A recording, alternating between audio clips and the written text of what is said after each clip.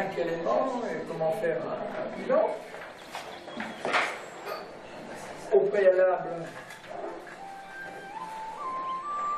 se remémoriser, c'est essentiel, le yin et le yang, cette bipolarité qui est présente en toute chose, puisque rien n'existe sans son contraire. Si quelque chose a du yin, il a nécessairement du yang.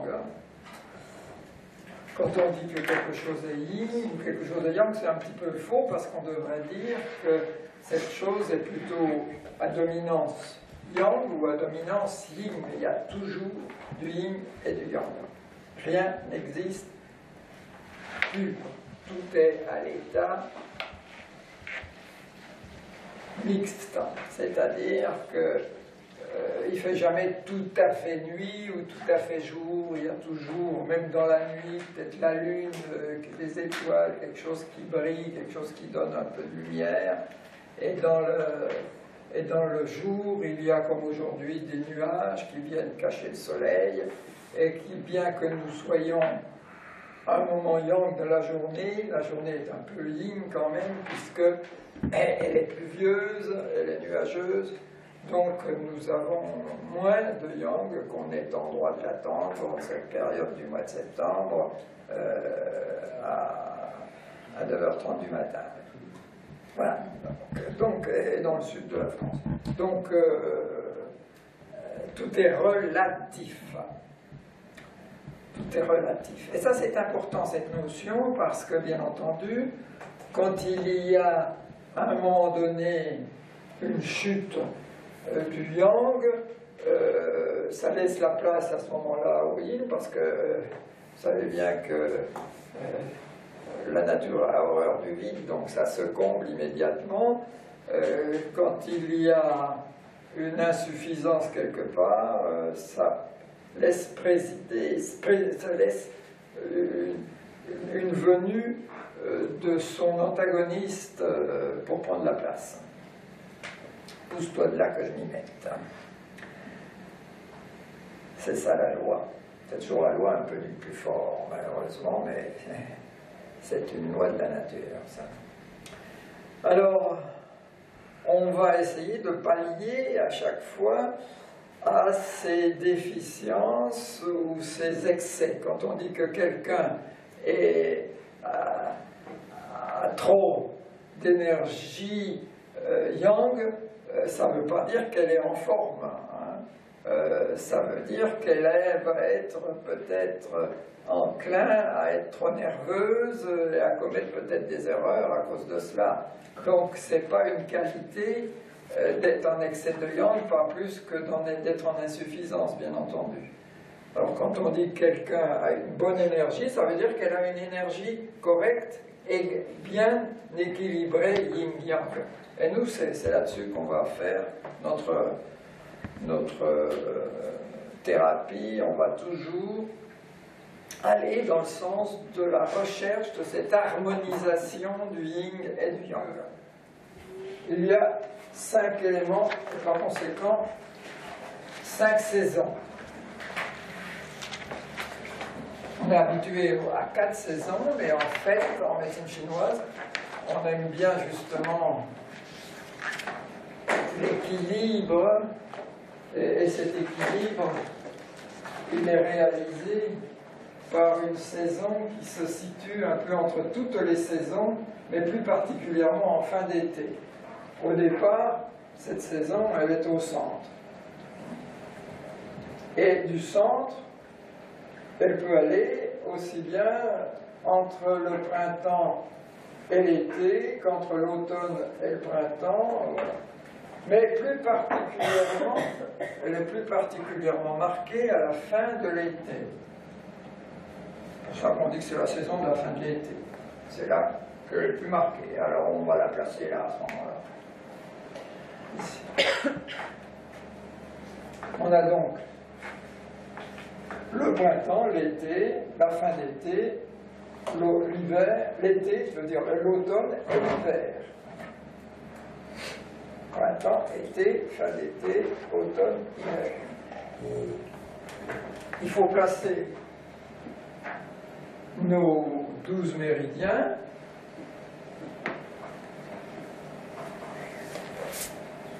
Au printemps, il y a la période du poids. Nous aurons le foie et la vésicule biliaire. En été, on a le cœur, c'est la période rouge, c'est la période du sang. On a le cœur avec l'intestin grêle, mais aussi le maître-cœur et le triple réchauffeur. C'est la période la plus forte, hein, l'été. Donc c'est pour ça qu'il y en a 4, on verra dans le détail après. Hein. La terre, c'est la rate et le pancréas avec l'estomac. Le métal, le poumon, le gros intestin. L'eau, le rein, la vessie. On va voir pourquoi il se situe là-dedans. Mais avant, essayons de placer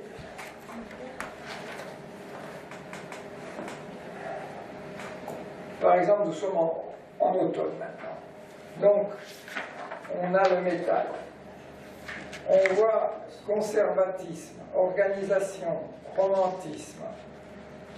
On voit de l'autre côté ici tristesse, mélancolie, plaignardise. Bon, ça veut dire quoi ça?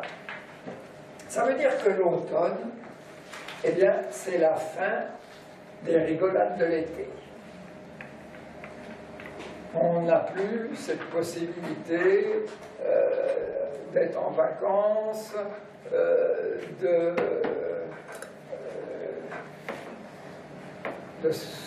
d'aller au bord de la plage, d'aller se promener à la montagne, d'aller dans les piscines, etc. etc.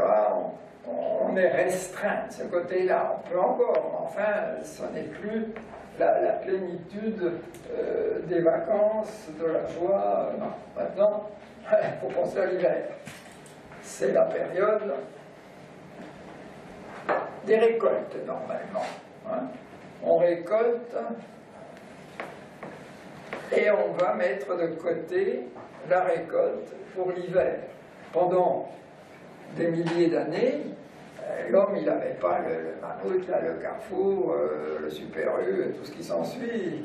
Il récoltait ses légumes, ses céréales, ses fruits. Il en faisait des conserves pour avoir à manger pour l'hiver. Hein, il faisait de la choucroute avec son chou, il mettait ses pommes de terre à la cave, il faisait ses confitures. Bon, bref, il s'organisait pour pouvoir manger l'hiver. La fourmi, hein. La cigale, c'est l'été, la fourmi, c'est l'automne. Je veux dire, oui, c'est ça, c'est l'automne. Hein. Il faut engranger. Donc, l'individu du type métal est plutôt conservateur. Hein. Il a acquis quelque chose, bon, ben, parfois, il y reste. Hein.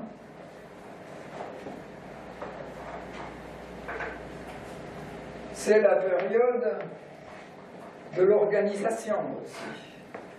La personne métal est organisée si elle est en bon équilibre. Si c'est l'inverse, si elle manque d'énergie, ben, elle n'est pas bien organisée. Alors on dit quoi? Ben, puisque c'est le gros intestin qui est là, on dit c'est le merdier. Hein? Eh oui. C'est un vrai merdier, elle est totalement désorganisée. Pourquoi le gros intestin et le poumon sont là? Parce que ils ont des fonctions qui s'apparentent à celles de l'automne.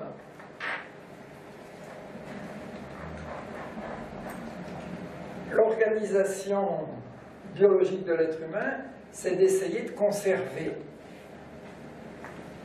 Il récupère l'eau, c'est le gros intestin, il récupère l'eau. Ouais. C'est de la récupération. Voilà. Parce qu'on a élaboré plusieurs litres de liquide digestif, la salive, le suc gastrique, le suc intestinaux, le suc pancréatique, la bile, ça fait des litres, on fait presque 5 litres. Il faut le récupérer, sinon on perd ses os. Du reste, en cas de dysenterie, c'est la mort au bout d'un certain temps. Pourquoi? Parce qu'on n'a pas réussi, l'intestin ne réussit plus à récupérer l'eau. Donc c'est une fonction vitale.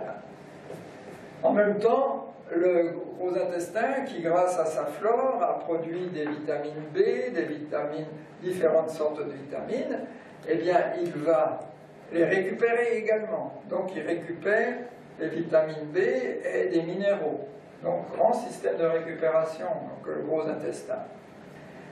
Le poumon, ben, qu'est-ce qu'il fait, lui? Si l'intestin a récupéré des substances liquides, voire solides, eh bien, le poumon, lui, récupère des substances gazeuses, c'est-à-dire l'oxygène. Vous allez respirer, et cet oxygène est là.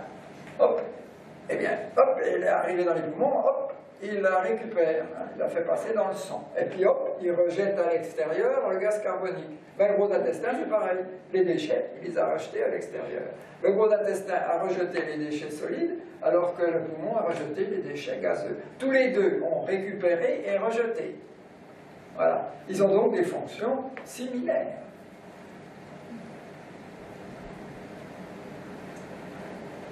Et c'est le cas de l'automne. Qu'est-ce que fait le paysan? Ben, il récupère tous ces déchets, il en a fait du compost et il les met dans la terre. Hein? Il récupère les excréments des bêtes et il les met dans la terre. La forêt, elle, récupère les feuilles mortes et la terre, les micro-organismes qui sont dans la terre vont dissoudre ces feuilles et vont en faire des éléments nourriciers pour la terre à nouveau. Ouais. Donc ça c'est l'automne. Récupération, conservation, organisation. Mais sur le plan psychique, puisque tout est lié, le psychisme il est là aussi. Alors, les sanglolents, des violons de l'automne, hein, les feuilles mortes, hein, sur la masse à la pelle, les souvenirs et les chagrins aussi. Donc le romantisme. Tous les grands romanciers ont presque fini tuberculeux. Regardez la Dame aux camélias, c'est l'exemple type. Hein, la Traviata. Et puis les grands, les musiciens lyriques, beaucoup étaient, à une époque, c'était une hécatombe. Hein, à une certaine à l'époque du romantisme, il était de bon ton de finir tuberculeux. Alors ça, quand il y a de l'excès dans ce poumon qui est irrité, ce qui était le cas par exemple de Hitler, qui avait eu de l'hypérite, quand il a, parce que c'était un caporal Hitler, hein, il était de l'armée, là, hop, il a attrapé, bing, les gaz, il était gazé, bon bref, hypérite, c'était un maladif, hein, Hitler a toujours été un peu malade, et un peu beaucoup, et finalement, ça lui avait donné, lui, une irritation. Donc il était en excès de yang de ce côté-là. Oui, il était hargneux, il était... mais c'était un homme organisé. Au début, c'était organisation, hein, il avait tout bien organisé son histoire. Il n'y a jamais eu un homme qui a réussi à organiser comme il a organisé tout ça. Incroyable, un petit caporal gueulard dans un coin, dans des bistrots, qui tout d'un coup se met presque à servir le monde. Presque. Hein. Il n'était pas loin. Hein. Eh bien, ça c'est ça. Ce sont des gens métalliques, rigides, inflexibles et extrêmement dangereux. Parce que les sentiments sont bizarres. Hein. Ils sont mis. Il a des sentiments pour son chien, pour un chien, mais enfin bon, par contre, pour les êtres humains, à partir du moment où il n'était pas dans sa vue, hein, c'était pas des Ariens, hein, on était indignes, donc il fallait les nettoyer. Voilà, ça c'est l'excès, donc l'excès n'est pas bon. Mais l'insuffisance, c'est moins mauvais, mais c'est pas non plus excellent, parce que le romantisme, on n'est pas loin de la mélancolie, là, si on va plus loin. Romantisme, c'est joli, on est romantique, c'est joli ça. Mais si on exagère, si à ce moment-là, on sombre dans la mélancolie, et là, c'est l'inverse, on devient triste, et puis ça va sur la plaignardise, la désorganisation, on n'est jamais satisfait, on trouve toujours qu'il y a quelque chose qui ne va pas. On voit plutôt le mauvais côté des choses que le bon côté. Donc là, c'est l'insuffisance, vous voyez. Donc il n'y a pas de choix. Où on est normal et on est bien équilibré, et c'est là où il faut aller petit à petit, progressivement se diriger vers cet équilibre, à ce moment-là, on est organisé sans emmerder tout le monde, parce que où on est dans le merdier, où on est emmerdeur. Ouais. Hein, le gros intestin, c'est ça, eh oui. Donc, on va essayer de rétablir cet équilibre pour ne pas tomber dans le travers de l'un ou dans le travers de l'autre.